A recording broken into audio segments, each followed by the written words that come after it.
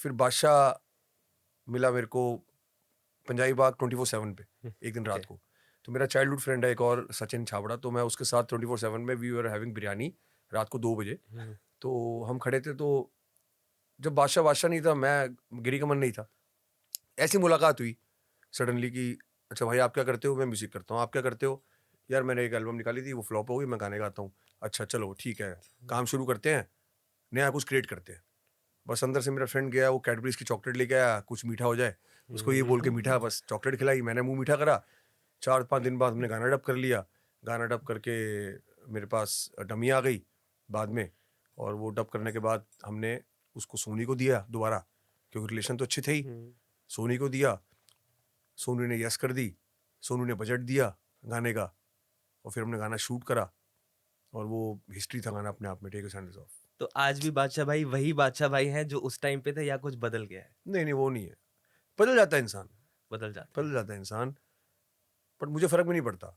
Reason being, क्योंकि आप, मेरा मानना है कि नेकी कर कुएँ में डाल। मैंने बहुत कुछ बहुत लोगों के लिए करा है, बट मैं कभी भी किसी से उम्मीद नहीं रखता। ये फैक्ट है कि नया-नया पैसा जिसके पास आ जाता है और नया-नया फेम आ जाता है, तो आदमी थोड़ा-सा बुखला जाता है। हमने तो ये शुरू से देखी है। तो आपको लगता है कि सिल्वर अब स्पून से के साथ पैदा हुए थे, तो हमें फ़र्क नहीं पड़ता। तो इंडस्ट्री में जो बड़ा हो जाता है वो मतलब आपको ऐसा लगता है कि वो एक हाँ, हो जाता है ना, आपका गाना हिट हो गया, 4 लड़कियाँ आपको फ़ोन कर रही हैं, 6 बाउंसर आपने भाड़े के रखे हुए हैं, फॉर्च्यूनर गाड़ी में उस समय चलता था, घूम रहे हैं, तो आदमी पागल हो जाता है कि यार मैं तो बड़े एक हाई लेवल पे पहुँच गया हूँ। तो ये बहुतों के साथ देखा है मैंने। अब तो मतलब कोई ज़्यादा वो भी नहीं लगता मुझे। मैं नॉर्मल कहा बात है। ठीक है यार, ये बाद में से रंग दिखाना है, करते रहो। गाना आया था साड़ी वाली गर्ल, बहुत बहुत फेमस हुआ सोशल मीडिया पे, हर जगह पे। सनी लियोनी के साथ काम करने का मौका आपको कैसे मिला, या उनको आपके साथ काम करने के लिए, ये इसके पीछे क्या स्टोरी थी? वो भी गाना सोनी से आया था, साड़ी वाली गर्ल हमारा, और जानी ने लिखा था, बी प्रैक का म्यूज़िक था उसमें, और वो बस ऐसी बातों-बातों में, खेल-खेल में गाना बन गया। वो पता नहीं था कि इतना बड़ा हिट हो जाएगा।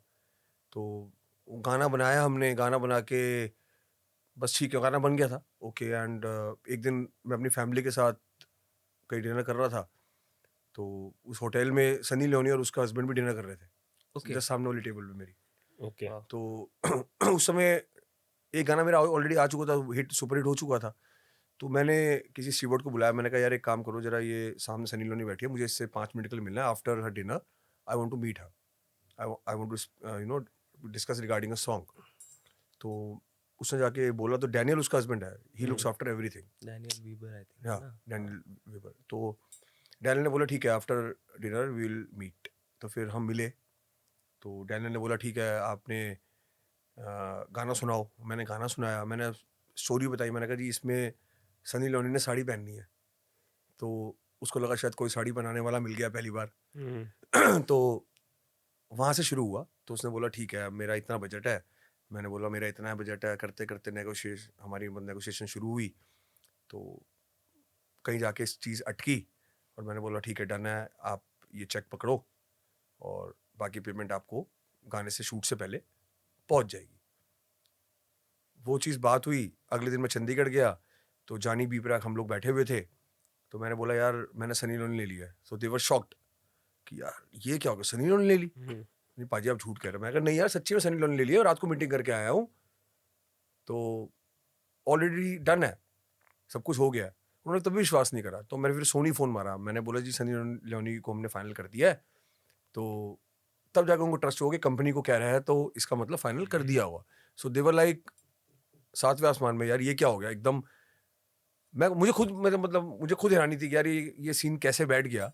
वो सब चीज़ें ना, एक वो लिखी हुई थी कि वो होनी थी। डेस्टिनी। वहाँ सब सब डेस्टाइन्ड था वो, सारा कुछ। बहुत बैकलैश मिला इस गाने के बाद कई जगहों पे। बहुत ज़्यादा।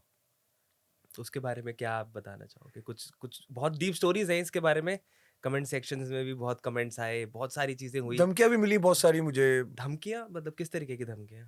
जान से मारने की। वही सनी लियोनी को ले लिया आपने, हमारा पंजाबी कल्चर ख़राब कर रहे हो आप, गाने को हटाओ नहीं तो गोली मार देंगे, ये कर देंगे, वो कर देंगे, ब्ला ब्ला ब्ला। तो मैंने कहा यार कल्चर क्या ख़राब कर रहे हैं, मैं तो साड़ी पहनाई है सनी लियोनी को। लोग तो उतरी हुई देखना चाहते हैं, मैंने तो पहनाई है। मैंने क्या गलत कर दिया? मैंने तो फैमिली वाला गाना बनाया है कि आपकी वाइफ, मदर, बच्चे, फादर सब बैठ के गाना देख सकते हैं। तो आप लोगों को पता नहीं प्रॉब्लम क्या हो रही है। छुप के सबने उसकी वीडियोस देखनी है, सही कहा। सारे गलत काम करने हैं, बट एक आदमी ने अगर उसको कोई ढंग का काम कर दिया तो वो समाज के ठेकेदार खड़े हो जाते हैं कि यार ये काम गलत कर दिया, इसको हटाओ। तो मेरे पास 3 4 5 कॉल आए थे रात को, मुझे याद है मेरा गाना जिस दिन रिलीज हुआ था I don't remember the date, but रात को मुझे 12 बजे के आसपास कभी वाया दुबई, पाकिस्तान, यूएसए और एक आधी कंट्री से और मुझे वाया इंटरनेट के थ्रू फोन आए। तो मैंने शुरू के 2 फोन तो लाइटली लिए, मैंने कहा यार ये क्या है, कुछ नहीं, मजाक कर रहा हूँ कोई। पर बाद में मुझे रियलाइज हुआ कि मैंने कहा यार ये तो कंप्लेंट वम्प्लेंट नहीं करी काम आपने? गलत। कंप्लेंट करी थी, सिक्योरिटी भी मिली थी मुझे ओके। 6 महीने, बट वो मैंने सिक्योरिटी भी ड्रॉप कर दी क्योंकि वो टेंशन वाला काम होता था बड़ा। आप कहीं जा नहीं सकते। मेरी मीटिंग थी एक बार होटल में किसी में, पार्क होटल सीपी में मेरी मीटिंग थी, मेरे को आज तक याद है। 2 पुलिस वाले मेरे साथ होते थे, तो उन्होंने एंट्री नहीं करने दी। तो उन्होंने बोला सर इनको सिक्योरिटी मिली हुई है, आप इनको एंट्री करने तो आप रोक कैसे सकते हो। तो उन्होंने बोला सर आप अलाउड नहीं है ऐसे, और हम इनकी ध्यान रखेंगे। तो उसने बोला आप लिख के दो, आप ध्यान रखोगे। तो ना उन्होंने लिख के दिया, ना उनको कुछ मिला। तो मैंने फिर मीटिंग पोस्टपोन करके कहीं और रखी।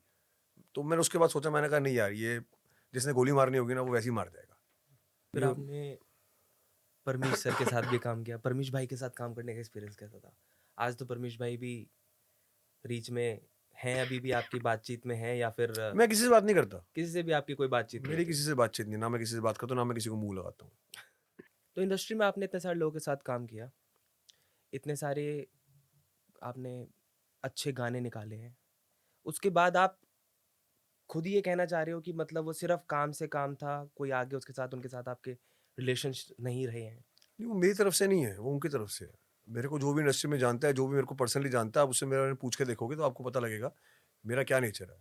मैं अगर उंगली पकड़ाता हूँ तो मैं पूरा हाथ भी हाथ साथ देता हूँ कि यार आ जाओ, आई एम योर्स। सामने वाला अगर गद्दारी पे आए और सामने वाले की अगर नीयत और ईमान खराब हो जाए तो उसमें मेरी गलती थोड़ी ना है, वो तो ऊपर वाला देख रहा है। आप क्या है, आप थोड़ा पैसा कमा लिया आपने तो आप पागल हो रहे हो, या आपको थोड़ा फेम देख लिया आप पागल हो रहे हो। तो ये तो बहुत फेम किसी भी आर्टिस्ट का, किसी भी सेलिब्रिटी का ले लो आप, बहुत कम समय का होता है, एक शॉर्ट पीरियड होता है उसका। उस शॉर्ट पीरियड में आप अपने रिलेशन बना लो या बिगाड़ दो, वो आप पे डिपेंड करता है।